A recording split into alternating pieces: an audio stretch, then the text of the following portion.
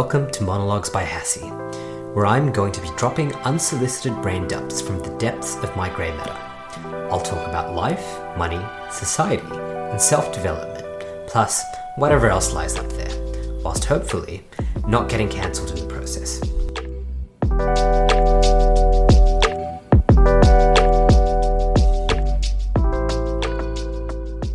In the world of economics, there's something known as the tragedy of the commons, and it is when individuals act in a short-sighted manner and deplete a common resource by overutilizing or misutilizing that resource. A really easy example of the tragedy of the commons is something like overfishing. In a particular area of, let's say, a lake or an ocean, you will have fish stocks, and you can go ahead and pull fish out of the water, provided you allow them time to breed, reproduce, regenerate, and then you can continue sustainably using that resource on and on. But what happens when you have many fishermen and they're all competing to pull the most fish out of the water? All of a sudden, one fisherman gets a bigger boat and starts harvesting more fish, and as a result, all the other fishermen follow them so they can maintain their competitiveness in the short term. What happens in the long term is that these fishermen pull too many fish out, and as a result, the fish don't get the opportunity to reproduce and replenish those fish stocks. And then all the fishermen begin to suffer because their yields begin to drop. And this is something that has actually been observed happening in many societies and in many domains. Other areas that we think of when we think of the tragedy of the commons are things like pollution. It may be very expensive to recycle or treat your garbage properly. And if one of your competing companies is simply dumping that into the river at no cost, and that's how they're dealing with that pollution, and if you are trying to do the right thing,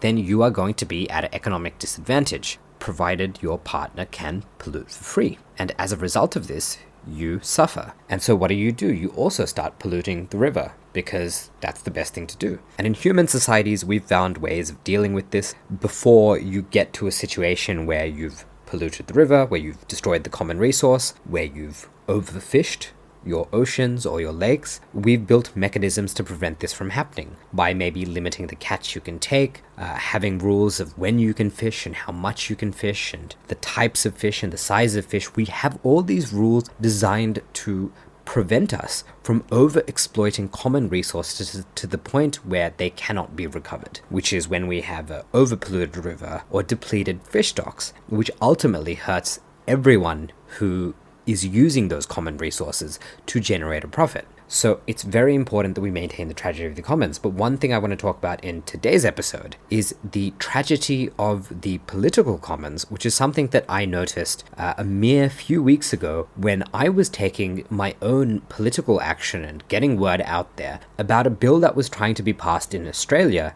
where our Minister of Communications tabled some legislation that would allow the government to determine what mis- and disinformation was. So the government would have the power to determine what can be censored on the internet. And for me, I actually read this entire bill, and a lot of other people that I know felt this way. But I noticed something very interesting. Even if people had an opinion about this legislation, they were very unwilling to do what was required to partake in our democracy. So in Australian democracy, at least for the time being, while we haven't completely descended into 1984 and all our speech is monitored and people no longer have a say and the party determines what happens, we still have mechanisms where individual people can comment on the bills that pass our House of Representatives and go to the Senate. There is a mechanism where Australian citizens can submit responses and submit their comments on bills to Senate committees who will take that into consideration when they are deciding whether to approve that legislation or not, and ultimately enable it to take royal assent, get the Governor General in Australia, who's the final person who will put that stamp on that bill and make it law. We call that royal assent because technically the king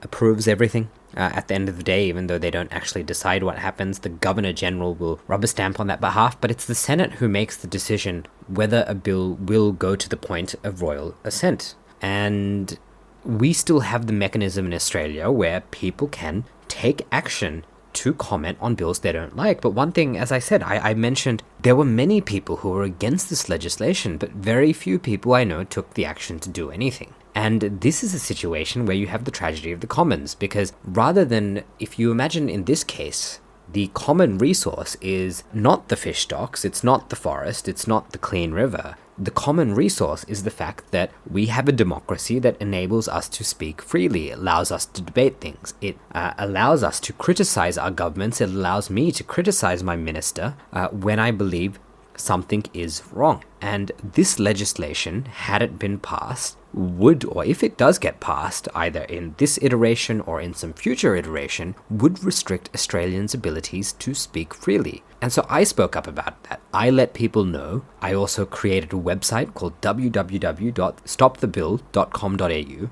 which would allow people to generate a submission. So I was trying to make people's lives easier. So if somebody wanted to make a Senate-compliant PDF that they could upload to the Senate website, to the Australian Parliament House website, and leave their comments on this legislation. I created a website to do that. I remember I was absolutely scrambling the weekend before this happened, and I did a 6-hour live stream on YouTube in lieu of doing any podcasting that week, where I read through the 2024 Combating Misinformation and Disinformation Bill live.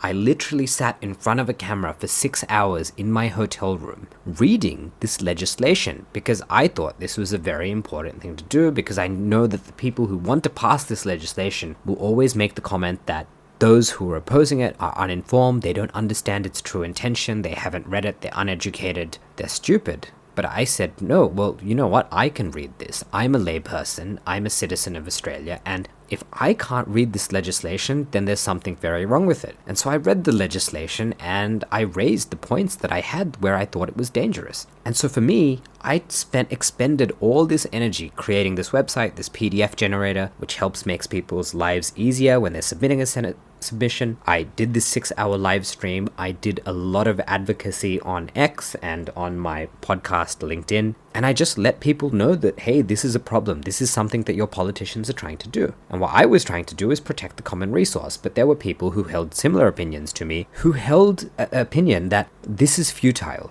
that the government will get this through. I don't think we can fight this, so we're going to do nothing. And this is a situation where it's almost like throwing your rubbish in the river, throwing the pollution in the river, because it's the easiest thing to do. So there are certain common resources that we have in a democracy, such as free speech, where I feel like we do need to protect that from our governments, from people who do want more censorship, because they believe it makes it harder to rule over people if the government cannot decide what is the truth. And that is a dangerous thing. So I put the effort in. But I realized for a lot of people, the tragedy of the commons, or the tragedy of the political commons, was well and truly playing out. And I got to see this happen. And fortunately, I had a few friends who did put the effort in and make those submissions. But majority of the people that I know said, yeah, this is a problem. And they did absolutely nothing. Because in the short term, you get to save energy, and you get to be angry about it, you can talk about it, but you don't engage with the existing democratic process, which is the ability for Australian citizens to make a submission to Australian Parliament and let the Senate committee hear their voice. So a lot of people are unwilling to do this, they're unwilling to talk about these things for the fear of looking crazy, and this is a situation where you have some people trying to protect the political commons, and there are people who are concerned about it, but are unwilling to put the effort to preserve those things. So fortunately, and I say fortunately with the asterisks for now, it looks like this bill might not actually pass through, because for the people who did put the effort in to protect that common resource, the freedom of speech, there were enough of us, and collectively we were loud enough to, at least for the time being, make the government rethink whether this is something they want to pass. But nonetheless, I literally, with my own eyes, saw the tragedy of the political commons in front of me, because we had a common resource and everyone acts in their own short-term interest, and for some that is simply enjoying your weekend or having that extra hour where you didn't have to write a letter to the Senate committee. And honestly, what it takes even less. The reason I made that website, www.stopthebill.com.au, was to help people make that process, to make that process easier for people by basically reducing the friction it takes to create a Senate submission. And one thing I've realized is this is a very common thing, and you see this in, I think, countries where you don't legally have to vote. You do see the tragedy of the commons, and to a certain degree, even in countries where voting is compulsory, like Australia, you also see the tragedy of the political commons. When it comes to situations where, let's take America for example, that's an example, a very large democracy whose policies and elections not only affect themselves, but it truly does affect many other people around the world. But as far as American elections go, it's not compulsory. So you have people decide not to vote because they feel like if no matter how they vote, it's not going to make a difference. And that is an example of the tragedy of the political commons, because they have a process by which they can try to enact change, but because they think it's pointless or it's too much effort, they don't take that action, and nonetheless they suffer with the consequences for whoever gets elected. Now, who the right person to allow to rule the United States depends. It's going to be different for different people. That's not what I want to talk about. But what I'm talking about is the people who decide not to vote are basically playing the role in the tragedy of the political commons, where they're not partaking in what they have. And if it doesn't end up going in the direction that they think it should go, they have created a situation where they have contributed to the destruction of the common resource. And for some people, that's going to be if a Republican candidate comes in, and somebody else, that's going to be if a Democrat comes in. And so it's very different depending on who you are. But if you decide not to partake in the tools of democracy that are available to you, then you are contributing to the tragedy of your political commons. I see this in Australia as well with compulsory voting, and you see this in what we call a safe state. So a safe state is where one party has typically been in power for a long time, and even when you look at the polls, that party is going to win. And Australia is it's a representative democracy, with the exception of the Senate, where all Australians can vote for senators, and it's a bit different the way that works. For the House of Representatives, so for the House of Representatives, the lower house in Australia, you have these things called electorates, and if your electorate is a safe seat for one political party and you're voting for the other political party, as far as the House of Representatives go, your vote technically doesn't count. So this leads people to dummy vote and be very pessimistic about enacting change, and maybe saying, I'm just going to vote for the incumbent because it's not going to really make a difference. But if you have this attitude when you come, and everybody else has a similar attitude where they all think it's futile, that resistance is futile, nothing is going to change. And so you go and you do a dummy vote, which is where you don't vote for anyone. You legally go and tick yourself off the register that you've gone to a polling booth, because it's compulsory in Australia. You get fined if you don't. And then once you don't actually seriously vote for the candidate who you think you should be voting for because you believe your vote is futile, you've contributed to the tragedy of the commons, because if everybody else thinks that way, you will never ever have change, because you believe that you're in a safe seat. And so it's important not to fall into that mindset. And I'm not saying that everyone needs to be a political activist, but there are times where you will need to speak up. And I don't speak up about every political issue.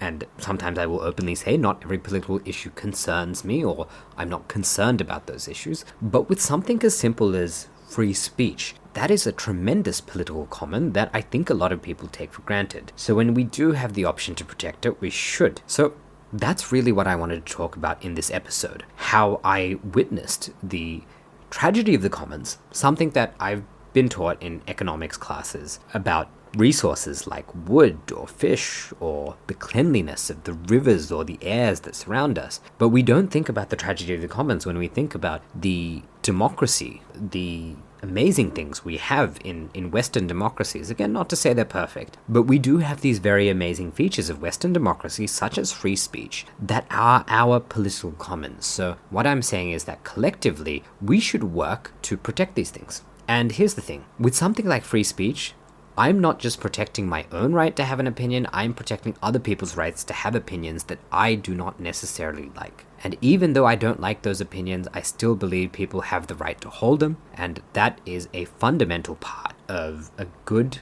democracy, the ability for us to speak freely, to debate. And the other thing I realized is, even though other people didn't put as much effort in, or it's not as big of an issue for them, and even if they do complain, and I know some people who will go to a Candace Owen event, they will pay money to go to these Republican events to save free speech and yada yada yada and all of this.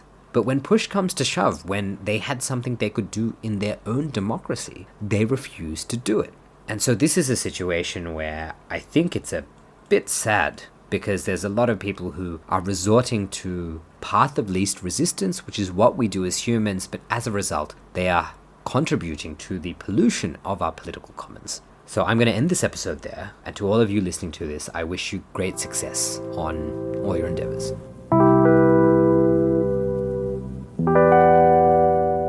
You've just made it through another episode of Monologues by Hassie. It brings me great pleasure to know that you made it to the end. To listen to more episodes, subscribe on your favorite podcast app or visit monologuesbyhassie.com. Thanks for swinging by.